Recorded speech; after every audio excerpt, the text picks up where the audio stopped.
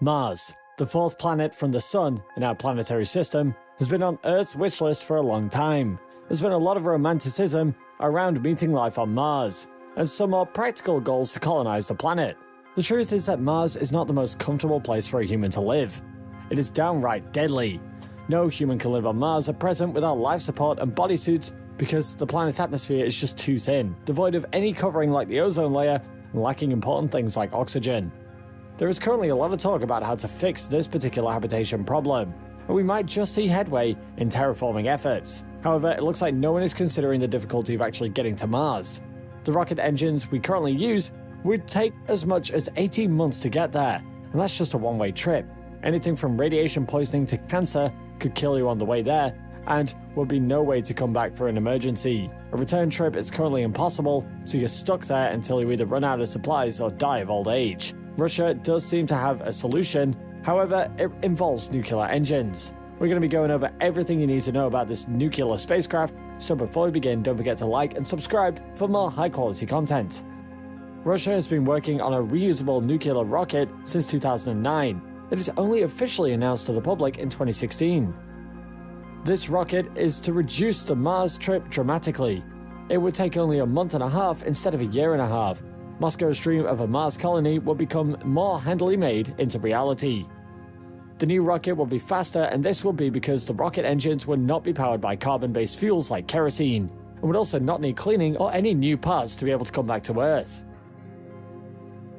Vladimir Kozhlakov, head of the Keldysh Research Center in Moscow, said that the time it would take for a ship with this engine to turn around for a stopover on Mars will be 48 hours. This will be an important improvement to the current state of returning to Earth. It seems that Russia is openly competing with Elon Musk and SpaceX's progress in taking crewed ships to the Red Planet.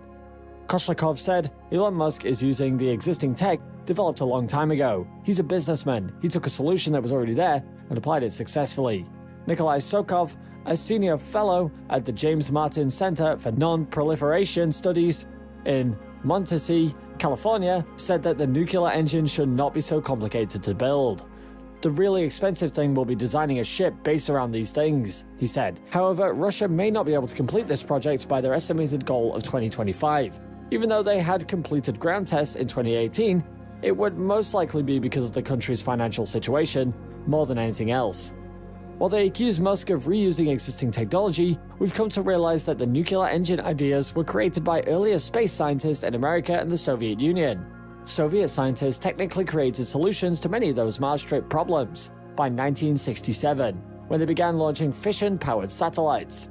Americans also had their own program called SNAP-10A, which was launched in 1965. They both ended their programs on this nuclear thermal propulsion a little too early, but the Soviets pushed it until the 1980s.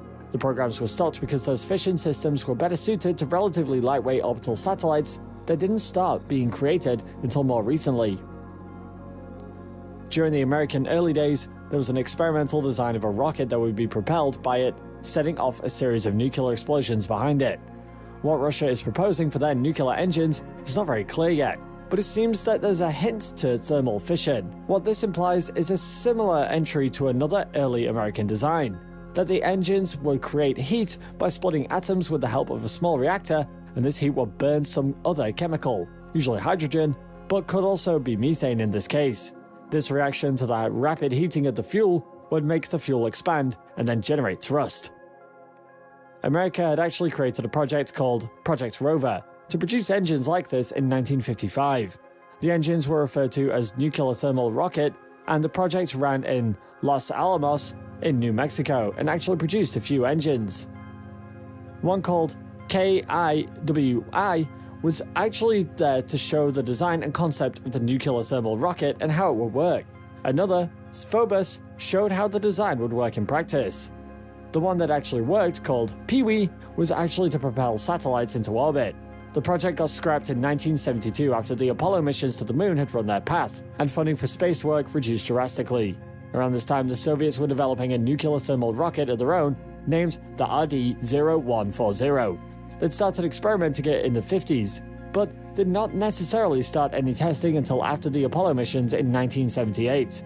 Their project was not on a large scale as Project Rover, but when it was scrapped due to financial turmoil, when the Soviet Union got hit by that in the 1990s, well, it collapsed a year later.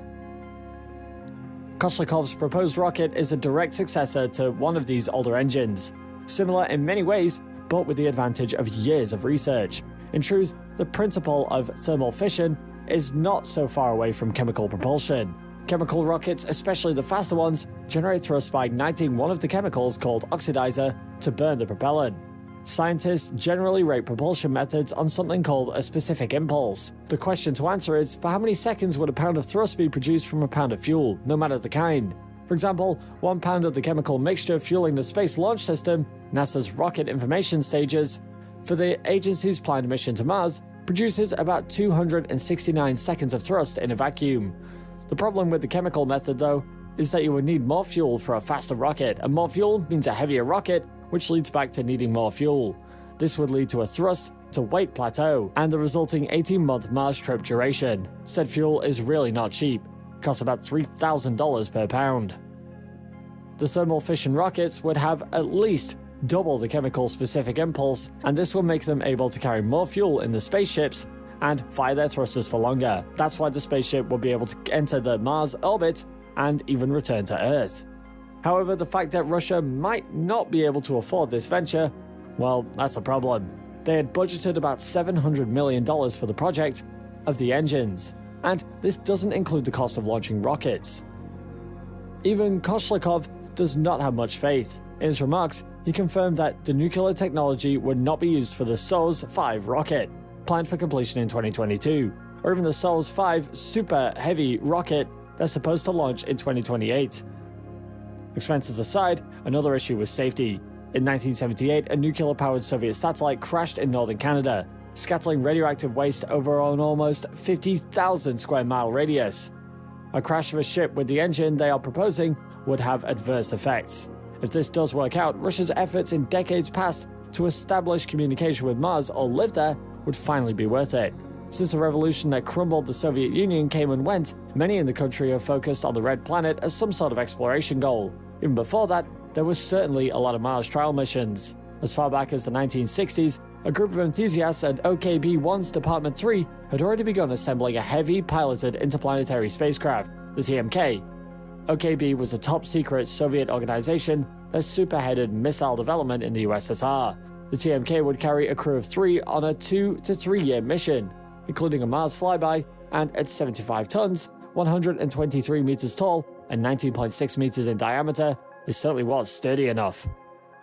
The spacecraft was to feature an instrument module which would double as a radiation buffer for the crew, and artificial gravity would be gained by the rotation of the vehicle. The livable sections of the craft had a diameter of 6 meters.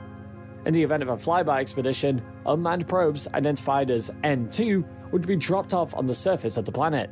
Later on, OKB evolved into planning a landing of a piloted expedition on Mars, while conducting its internal studies of manned planetary exploration.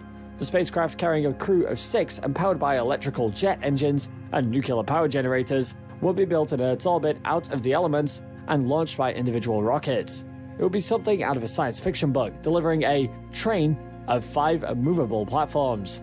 A recently discovered history of the OKB describes it better. One platform would carry the crew cabin with a manipulator and a device for drilling soil.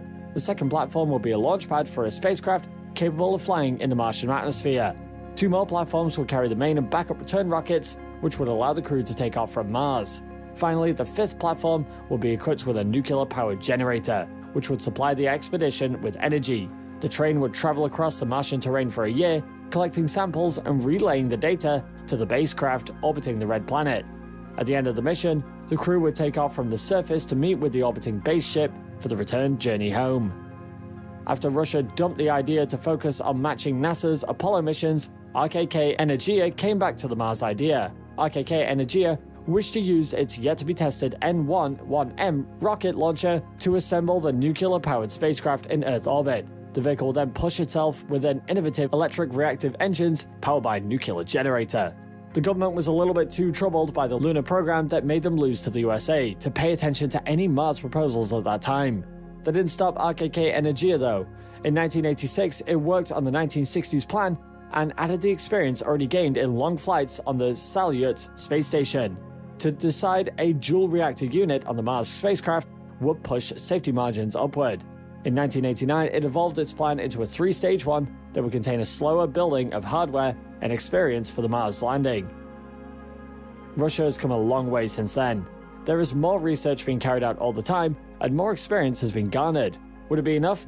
Could they raise the funds needed to cut down the Mars trip time? We can only wait and see. Thank you for watching one of our videos, and while you're here, go ahead and click on one of these 2 videos on your screen. See you there.